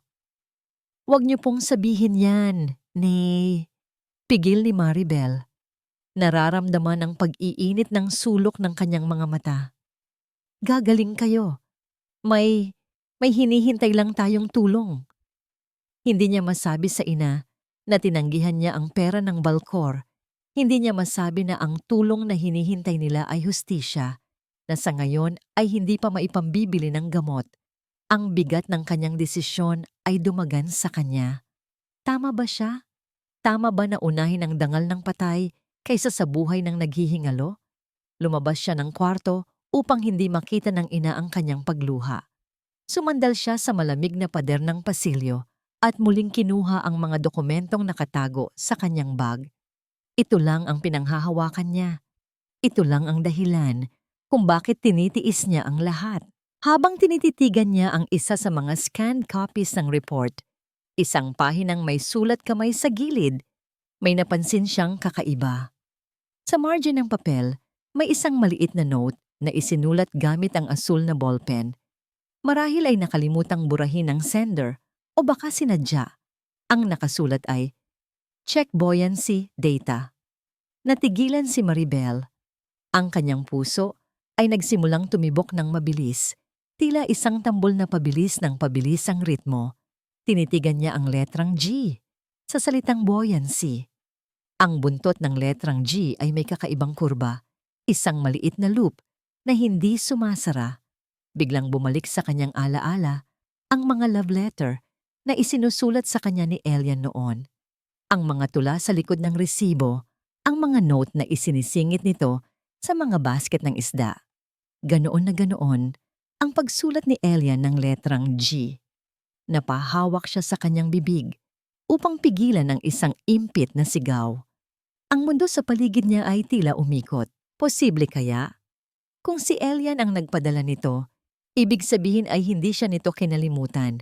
Ibig sabihin, ang pag-alis nito, ang masasakit na salita, ang lahat ng yun ay palabas lang? Isang halu-halong emosyon ang sumabog sa loob niya. Pag-asa na baka mahal pa siya nito. Galit dahil hindi nito sinabi sa kanya ang totoo. At takot. Takot na baka nasa panganib si Elian dahil sa pagtulong sa kanya. Elian. Bulong niya. Habang ang mga luha ay tuluyan ng bumagsak. Hindi dahil sa lungkot, kundi dahil sa isang masakit na uri ng pagmamahal na pilit na bubuhay sa gitna ng abo. Bakit? Bakit hindi mo sinabi? Sa sandaling iyon, ang cellphone niya ay tumunog. Isang mensahe mula kay Liam. "Maribel, delikado? May nagmanman sa bahay niyo kanina," sabi ni Mang Kiko. "Kailangan nating magkita. Ngayon na." Ibinalik ni Maribel ang papel sa kanyang bag. Ang katotohanan na posibleng si Elian ang kakampi niya ay nagbigay sa kanya ng bagong lakas. Ngunit ang mensahe ni Liam ay nagpaalala sa kanya na ang panganib ay totoong-totoo at palapit ng palapit. Pinunasan niya ang kanyang luha. Hindi na siya ang babaeng umiiyak lang sa isang sulok. Kung lumalaban si Elian mula sa loob, lalaban din siya mula sa labas. Kahit gaano pa kasakit, kahit gaano pa kadelikado. Ang ligtas na bahay na dinalhan sa kanya ni Liam ay isang maliit na apartment sa gilid ng Maynila, malayo sa dagat na kanyang nakasanayan.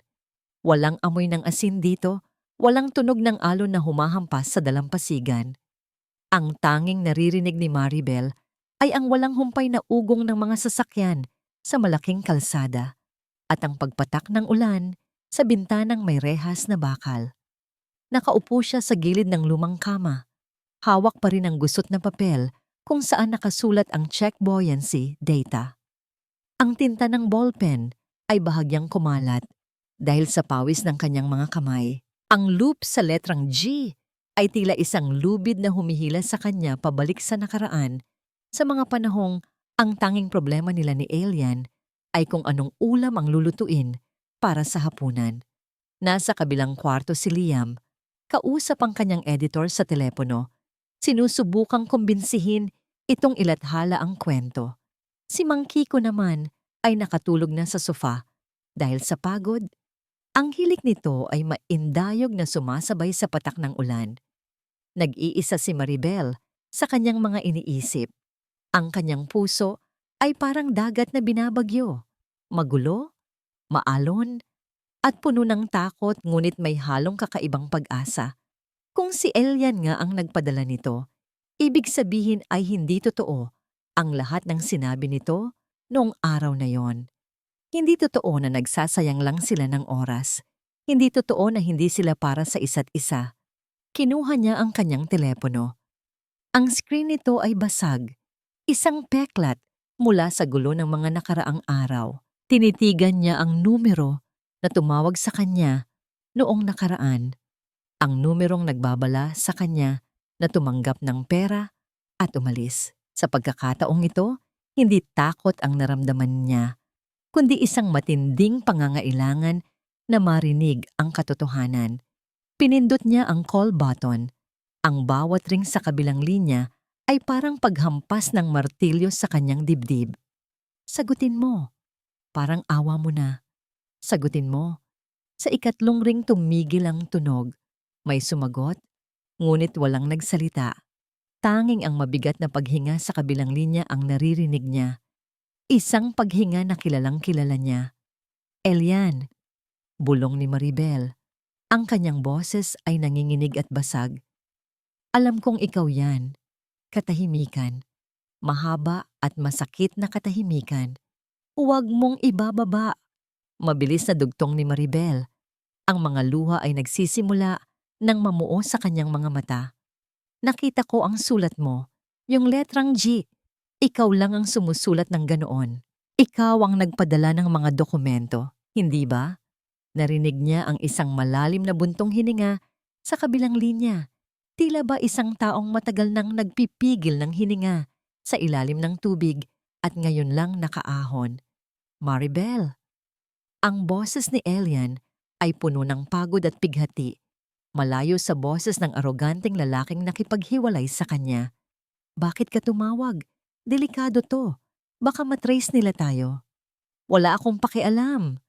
Napalakas ang boses ni Maribel, ngunit agad niya itong hininaan nang maalala ang natutulog na si Mang Kiko. Wala akong pakialam sa panganib, Elian. Gusto kong malaman ang totoo. Bakit? Bakit mo ginawa yon? Bakit mo ako tinaboy? Tapos ngayon tinutulungan mo ako ng patago. Dahil iyon lang ang paraan para mabuhay ka, sagot ni Elian. Ang kanyang boses ay halos pumiyok sa emosyon. Si Tita Corazon, hindi mo siya kilala, Maribel. Kaya niyang gawin ang lahat. Binantaan niya ako kapag hindi ako lumayo, kapag hindi kita pinaniwalang wala na tayo.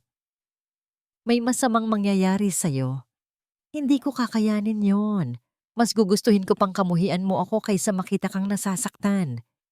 Napapikit si Maribel. Ang mga luha ay tuluyan ng bumagsak sa kanyang pisngi. Ang sakit ng pagtataksil ay biglang napalitan ng isang mas matinding kirot. Ang kirot ng pagkaalam sa sakripisyo ng taong mahal mo. Naramdaman niya ang bigat na dinadala ni Elian, ang pagpapanggap, ang pagtitiis, na maging kontrabida sa sarili niyang kwento para lang protektahan ang prinsesa. Ganoon ba kababaw ang tingin mo sa akin? Tanong ni Maribel. Pinupunasan ng kanyang pisngi. Akala mo ba hindi ko kayang lumaban? Akala mo ba mas pipiliin kong maging ligtas kaysa makasama ka? Ayaw kong isugal ang buhay mo, maring sagot ni Elian. Ikaw na lang ang meron ako na totoo sa mundong ito, Maribel. Lahat dito sa paligid ko, puro kasinungalingan. Ikaw lang ang totoo. Ang mga salitang yon ay tumagos sa puso ni Maribel, humahaplos sa mga sugat na hindi pa naghihilom. Kahit milya-milya ang layo nila sa isa't isa, kahit magkabilang mundo ang kanilang ginagalawan, naramdaman niya ang presensya ni Elian sa tabi niya. Naramdaman niya ang init ng pagmamahal nito na hindi kayang patayin ng anumang distansya o banta. Mahal kita, Elian. Bulong niya. Ang mga salita ay parang panata. At dahil mahal kita, hindi ako titigil, hindi ako aalis. Gamit ang mga binigay mo, tatapusin natin to para sa tatay ko at para sa atin. Maribel, please, wag mo akong pigilan. Putol ni Maribel. Kasama na kita sa laban na to, sa ayaw at sa gusto mo. Hindi na ako natatakot. May ilang sandaling katahimikan bago muling nagsalita si Elian. Sa pagkakataong ito, may bagong tatag sa kanyang boses. Kung ganoon, mag-iingat ka. May ilalabas pa silang alas. Hawak nila ang ospital kung saan nakakonfine si Nanay Nelia. Gumawa ka ng paraan para mailabas siya doon bago pa mahuli ang lahat. Bago pa man makasagot si Maribel, naputol na ang linya. Ang tuot-tuot-tuot ng telepono ay naging hudyat ng pagbabalik sa realidad. Ang babala ni Elian ay parang malamig na tubig na ibinuhos sa kanya. Ang ospital. Dali-daling lumabas si Maribel sa kwarto. Liam! Monkey ko! Gumising kayo! Nagising si Liam, gulo-gulo ang buhok. Bakit? Anong nangyari? Kailangan nating pumunta sa ospital. Ngayon na, sabi ni Maribel. Nanginginig ang mga kamay habang isinusuot ang kanyang jacket. Gagamitin nila si nanay. Hindi na nagtanong pa si Liam. Nakita niya sa mga mata ni Maribel ang urgency. Agad silang kumilos. Ang biyahe pabalik sa probinsya ay puno ng tensyon. Bawat minuto ay tila isang oras. Nang makarating sila sa pampublikong ospital kung saan nakakonfine ang ina ni Maribel, sinalubong sila ng isang magulong eksena sa nurse station. Hindi po pwede yan! Pasyente yan! Sigaw ng isang nurse. Nakikipag-agawan ng chart sa isang lalaking naka-uniforme ng security ng ospital. Order galing sa administration. Sagot ng gwardya. Cut off na ang funding ng pasyente sa room 302.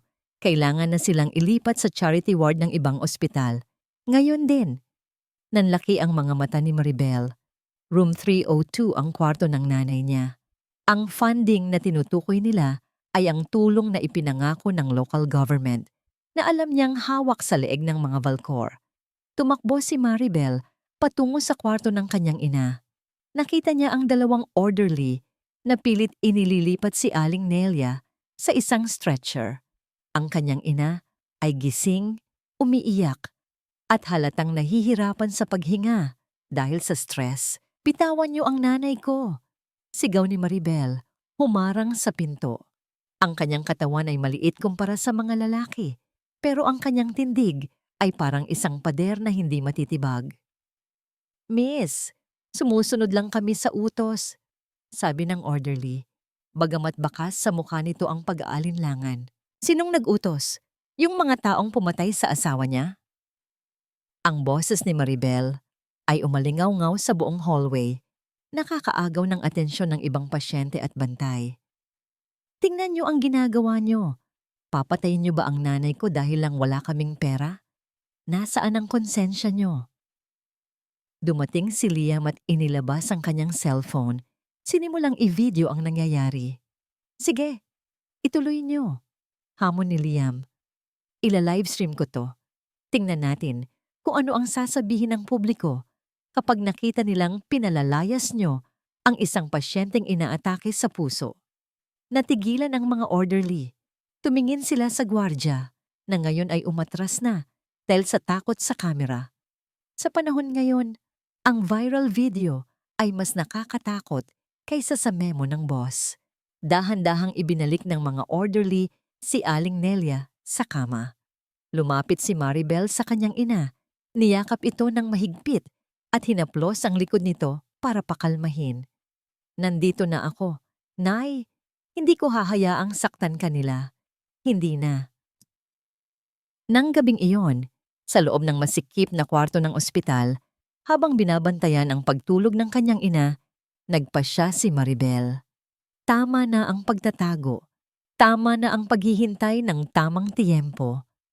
Ang bawat sandaling pinalilipas nila ay nagbibigay lang ng pagkakataon kay Corazon na saktan ang mga mahal niya. Tumingin siya kay Liam na nasa sulok, nag-i-edit ng video sa kanyang laptop. Liam, tawag niya. Ang kanyang boses ay hindi na nanginginig. Ito ay kalmado, malalim, at puno ng bakal. Tumingin si Liam sa kanya. Ilalabas na natin ang video, sabi ni Maribel. Pati ang mga dokumento ni Elian, lahat, bukas ng umaga. Sigurado ka ba? Tanong ni Liam. Kapag ginawa natin to, it's total war. Wala nang balikan. Hinawakan ni Maribel ang kamay ng kanyang ina. Pagkatapos ay hinawakan ang kanyang dibdib kung saan nakatago ang memory card at ang sulat ni Elian. Handa na ako, sagot ni Maribel. Ang kanyang mga mata ay nagningning sa ilalim ng ilaw ng ospital, hindi dahil sa luha, kundi dahil sa apoy ng isang babaeng wala ng kinatatakutan. Oras na para singilin sila. Ang marangyang Grand Ballroom ng Manila Peninsula ay tila isang ibang mundo kumpara sa maputik at maalat na hangin ng San Isidro. Ang liwanag mula sa dambuhalang kristal na chandelier ay sumasabog sa bawat sulok, pinapakintab ang marmol na sahig at ang mga alahas ng mga panauhin.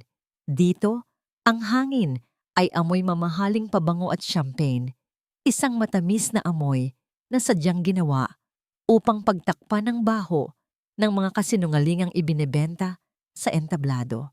Nakaupo si Corazon Valcor sa gitna ng presidential table, suot ang isang pulang terno na tila dugo ang kulay sa ilalim ng ilaw. Ang kanyang nangiti ay perpekto, ensayado sa harap ng salamin ng libong beses. Sa kanyang likuran ay isang malaking LED screen na nagpapakita ng logo ng Valcor Shipping na may slogan na Navigating the Future, Protecting the Ocean. Sa isang sulok ng ballroom, nakatayo si Elian. Nakasuot siya ng itim na tuxedo, ngunit ang kanyang mukha ay walang buhay. Para siyang isang estatwa, isang palamuti sa sarili niyang pamilya. Ang kanyang mga mata ay naglalakbay sa dagat ng mga mukha. Mga investors, mga politiko, mga bayarang mamamahayag. Ngunit ang isip niya ay nasa isang maliit na apartment. Nag-aalala kung ligtas ba ang babaeng mahal niya. Nagsalita si Corazon sa mikropono, ang kanyang boses ay malambing at puno ng kumpiyansa.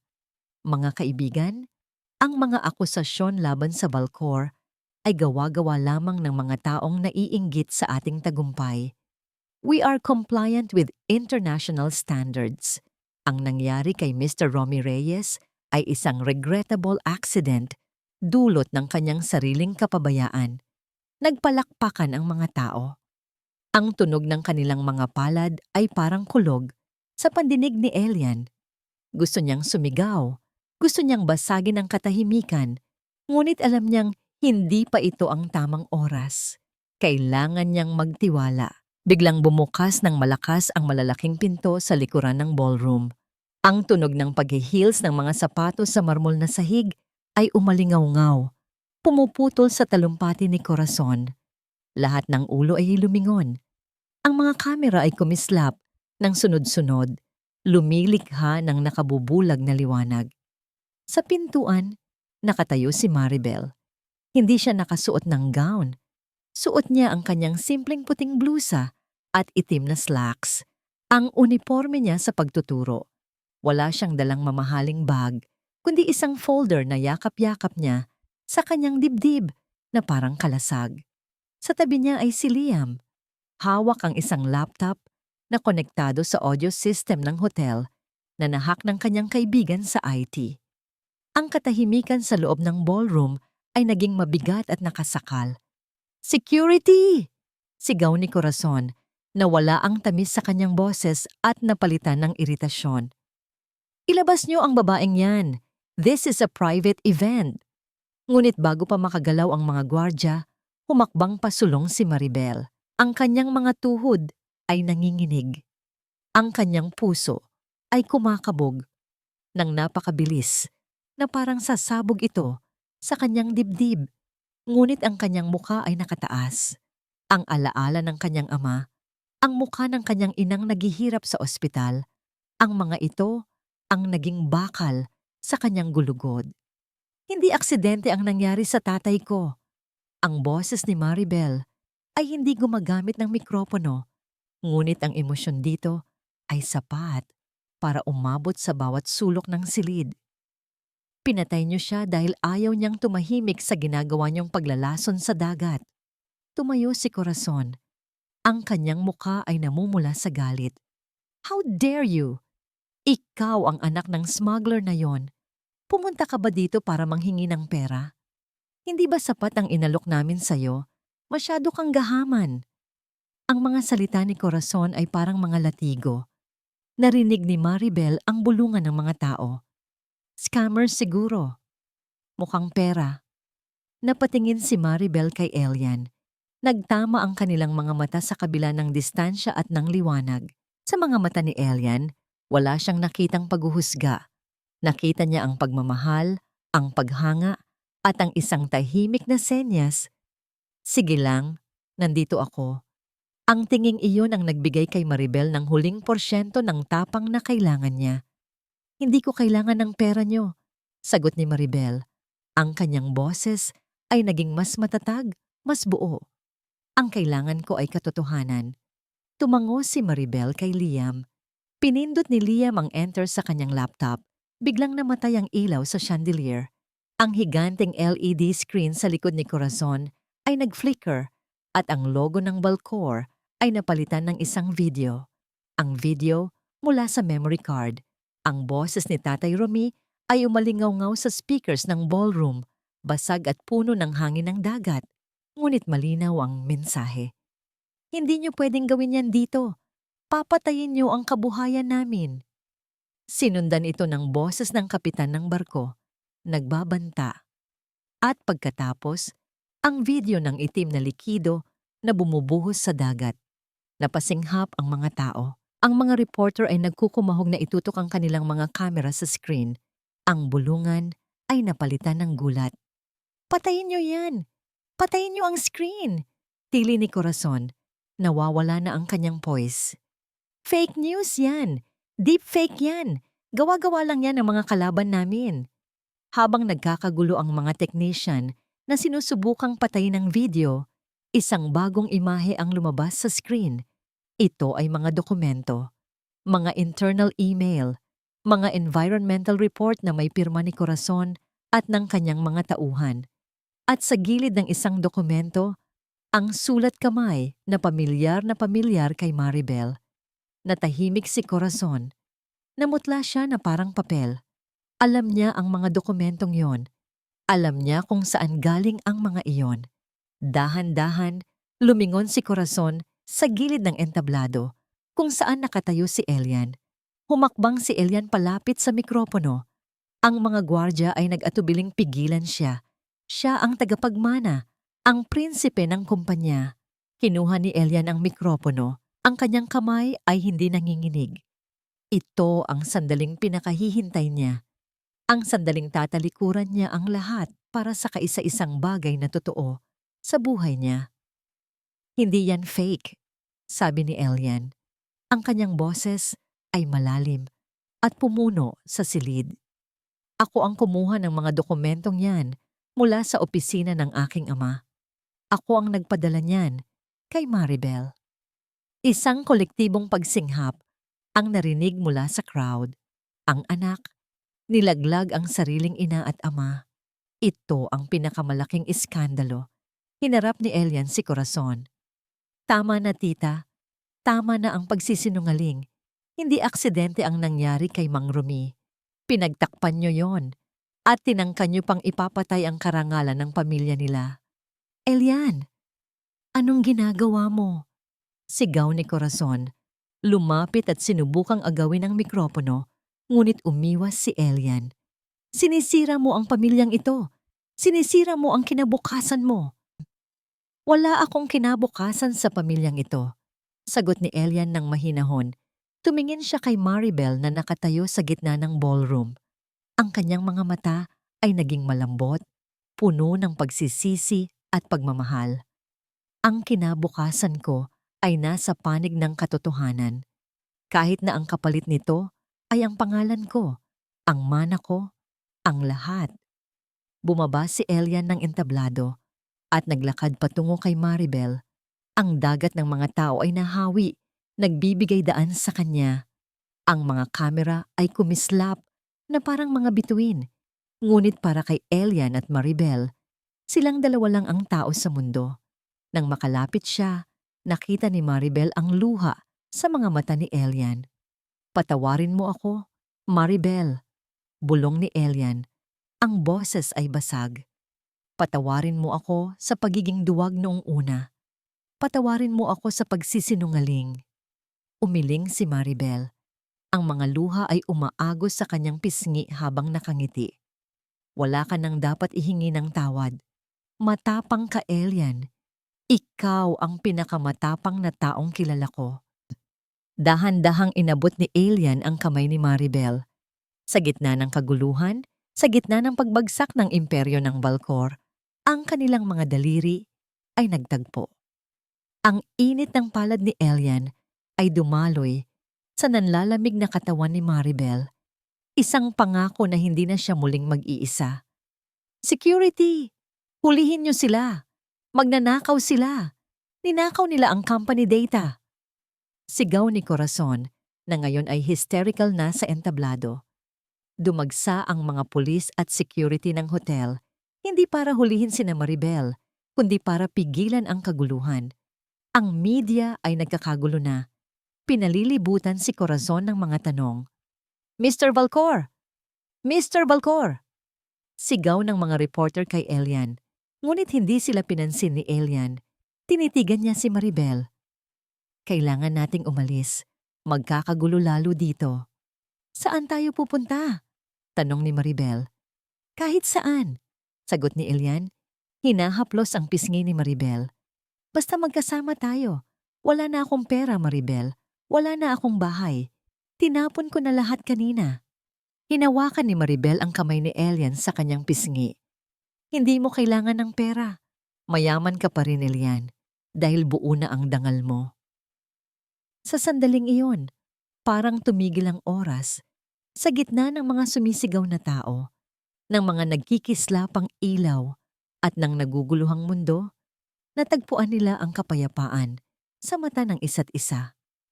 Ngunit ang realidad ay mabilis na bumalik. Sir Elian, kailangan po kayong sumama sa amin para sa statement, sabi ng isang pulis na lumapit sa kanila. Pati po kayo, Ma'am Maribel. Bago pa man sila makahakbang, nakita nila si Corazon na hinihila ng mga otoridad pababa ng stage. Ang babaeng dati tinitingala, ngayon ay nagpupumiglas. Ang kanyang ayos ay sira-sira. Ang kanyang dignidad ay durog. Tumingin ito kay Elian, ang mga mata ay puno ng puot. Hindi pa tayo tapos, Elian. Sigaw nito. Pagsisisihan mo to. Hindi sumagot si Elian. Humarap siya kay Maribel at mahigpit na hinawakan ang kamay nito. Handa ka na ba? Tanong niya. Tumingin si Maribel sa mga pulis, sa media, at sa bagong mundong haharapin nila. Wala na silang babalikan. Ang dating tahimik na buhay sa San Isidro ay wala na. Pero habang hawak niya ang kamay ni Elian, alam niyang kakayanin niya ang lahat. Handa na ako, sagot ni Maribel. Basta kasama kita. Naglakad sila palabas ng ballroom, sinalubong ng mas marami pang kamera at tanong.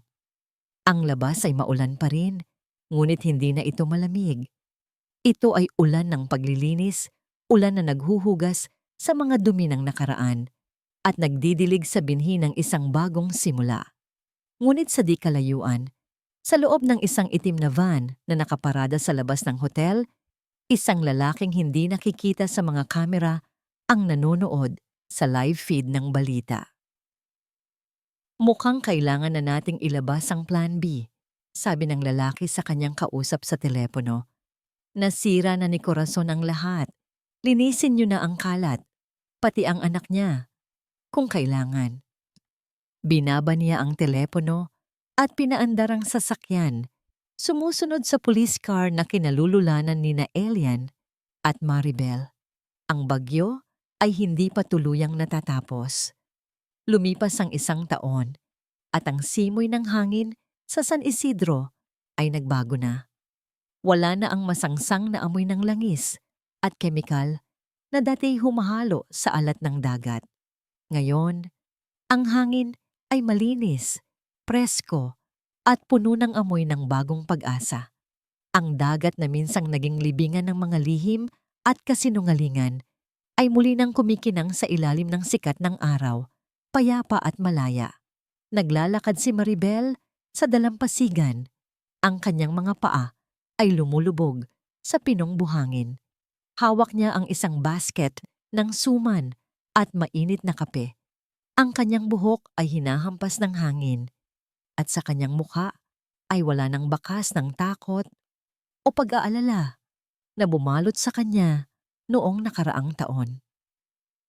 Ang mga peklat ng nakaraan ay naroon pa rin sa kanyang puso, ngunit hindi na ito dumudugo. Ito ay naging mga marka na lamang ng kanyang katatagan. Sa di kalayuan, nakita niya ang bagong tayo na Community Learning Center. Hindi ito gawa sa mamahaling materyales, kundi sa kawayan, nipa at matibay na kahoy, isang istrukturang sumasalamin sa diwa ng kanilang barangay. Sa bubungan nito, may isang lalaking nagpupukpok ng pako. Ang kanyang balat ay sunog sa araw, ang kanyang mga kalamnan ay banat sa trabaho, at ang suot niyang damit ay isang simpleng puting sando na may bahid ng dumi at pawis. Si Elian, hindi na siya ang Sir Elian na nakaupo sa air-conditioned na opisina sa Makati. Wala na ang mga mamahaling relo, ang mga designer na sapatos, at ang bigat ng apelidong Valcor. Inalis niya ang lahat ng iyon nang gabing tumalikod siya sa kanyang pamilya. At sa pag-alis ng yaman, natagpuan niya ang kanyang sarili. Huminto si Elian sa pagpupukpok nang makita niya si Maribel. Pinunasan niya ang pawis sa kanyang noo gamit ang likod ng kanyang palad at bumaba mula sa hagdan. Ang kanyang nanangiti ay hindi napilit. Ito ay abot hanggang sa kanyang mga mata. Totoo at walang halong pagpapanggap. Merienda? Tanong ni Maribel, iniabot ang basket. Salamat, sagot ni Elian. Kinuha ang basket at inalalayan si Maribel na maupo sa isang mahabang bangkong kawayan na nakaharap sa dagat. Sakto, kanina pa kumukulo ang tiyan ko. Habang kumakain si Elian, pinagmasdan siya ni Maribel. Naalala niya ang mga balita sa telebisyon noong mga nakaraang buwan. Ang pagbagsak ng Valcor ay naging headline sa buong bansa. Ang Plan B na tinangka ng mga tauhan ng kumpanya noong gabing iyon sa hotel ay nabigo dahil hindi na sila tinantanan ng media at ng NBI matapos ang live broadcast ni Liam. Masyadong maliwanag ang ilaw na itinutok sa kanila. Wala nang sulok na mapagtataguan ng dilim. Si Corazon Valcor ay ngayon nakakulong sa Correctional Institution for Women. Ang babaeng dati hindi makalabas ng bahay ng walang perlas at makeup ay ngayon ay nagsusuot na ng kulay kahel na uniforme. Nabalitaan ni Maribel na madalas itong tulala, na wala na ang kinang ng kapangyarihan, na iwan na lamang ang hiya ng isang imperyong gumuho dahil sa kasakiman. Ang hustisya, sa wakas, ay naibigay na rin. Kamusta si Nanay Nelia? Tanong ni Elian matapos uminom ng kape. Mabuti na siya, sagot ni Maribel, at ang puso niya ay napuno ng pasasalamat. Ang operasyon ng kanyang ina ay naging matagumpay. Salamat sa tulong ng mga donasyon na dumagsa matapos pumutok ang balita.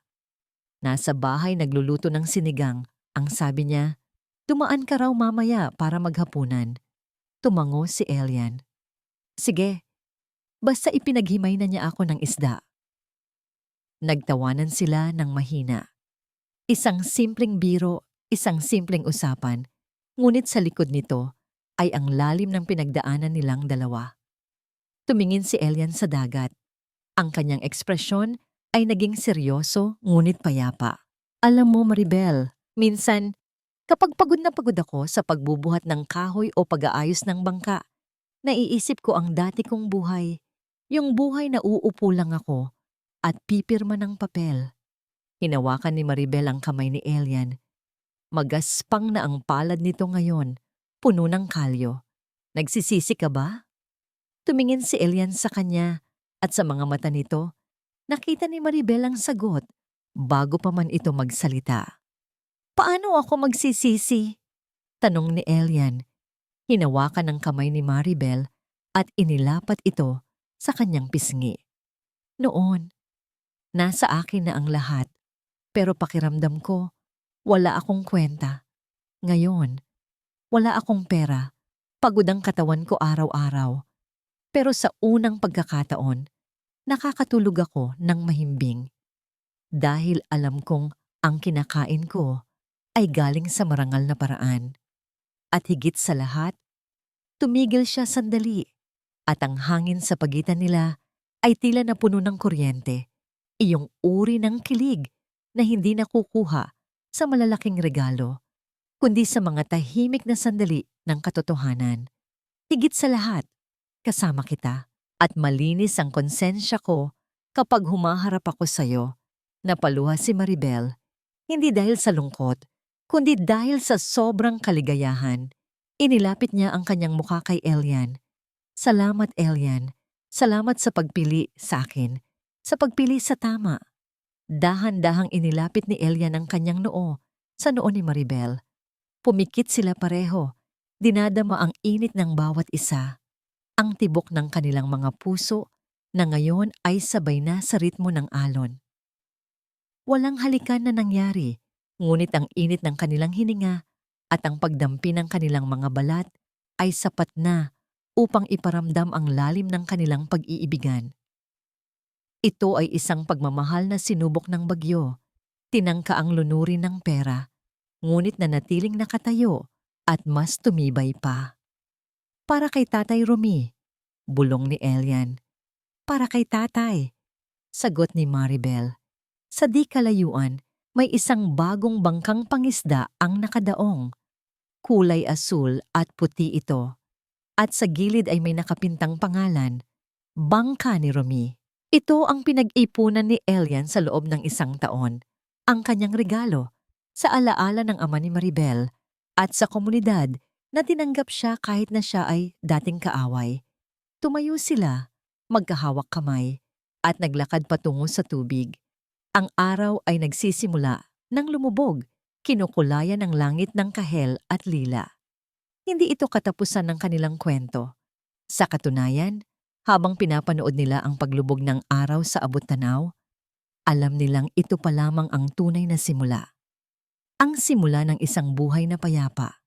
Ang simula ng paghilom. At ang simula ng isang pag-ibig na walang itinatago. Walang takot at walang hanggan. Ang dagat ay tahimik na humampas sa kanilang mga paa. Tila isang basbas ng kalikasan sa dalawang taong nagligtas dito. At sa katahimikang yon, natagpuan nila ang kanilang happy ending. Hindi sa palasyo, hindi sa yaman, kundi sa simpleng yakap ng katotohanan at pagmamahal. At sa katahimikang yon, natagpuan nila ang kanilang sariling paraiso. Hindi sa palasyo, hindi sa yaman, kundi sa simpleng yakap ng katotohanan at pagmamahal, habang ang dagat ay patuloy na umaawit ng pag-asa. Para sa bukas, isang mainit at taus-pusong pasasalamat sa inyo, mga minamahal kong tagapakinig, sa pagsama sa amin sa mahaba at maalon na paglalakbay ni na Maribel at Elian. Aaminin ko sa inyo, habang isinusulat ko ang kwentong ito, may mga gabing hindi ko rin mapigilan ang pagtulo ng aking luha. Lalo na noong mga sandaling pakiramdam ni Maribel ay tinalikuran na siya ng mundo. At noong mga oras na kailangang magsuot ng maskara ni Elian para lang protektahan ang babaeng kanyang iniibig. Ang bawat salitang binitawan nila ay nanggaling hindi lang sa aking imahinasyon, kundi sa mga kwento ng totoong buhay na nasasaksihan natin araw-araw. Ang tapang ng mga ordinaryong tao na humaharap sa mga higanteng pagsubok. Ang kwentong ito ay munting alay ko para sa bawat isa sa inyo na minsan nang nasaktan, nawalan, o napagod, ngunit pinili pa ring maniwala sa kabutihan. Nais kong ipaalala na tulad ng dagat sa San Isidro, ang buhay ay maaring maging mabagsik at mapanganib, ngunit palagi itong huhupa at magbibigay daan sa isang payapang umaga. Ang pagpapatawad, gaya ng ginawa ni Maribel, ay hindi tanda ng kahinaan, kundi ito ang pinakamataas na uri ng lakas na nagpapalaya sa ating mga puso. Kaya naman, nais kong itanong sa inyo at gusto kong marinig ang inyong sagot sa ating comment section. Kung ikaw ang nasa katayuan ni Maribel, kaya mo rin bang patawarin ang taong naging bahagi ng iyong pagdurusa alang-alang sa pag-ibig? O mas pipiliin mo bang lumayo na lamang para sa iyong sariling kapayapaan? Ang inyong bawat komento, like, at pag-share ng videong ito ay nagsisilbing inspirasyon para sa akin na patuloy na lumikha ng mga kwentong may puso at aral. Sana ay naging magaan ang inyong pakiramdam at nabigyan kayo ng kaunting ngiti at pag-asa ng kwentong ito. Hanggang sa muli nating pagkikita sa susunod na kabanata ng Buhay at Pag-ibig. Nagmamahal ang inyong manunulat, ang alon ng katotohanan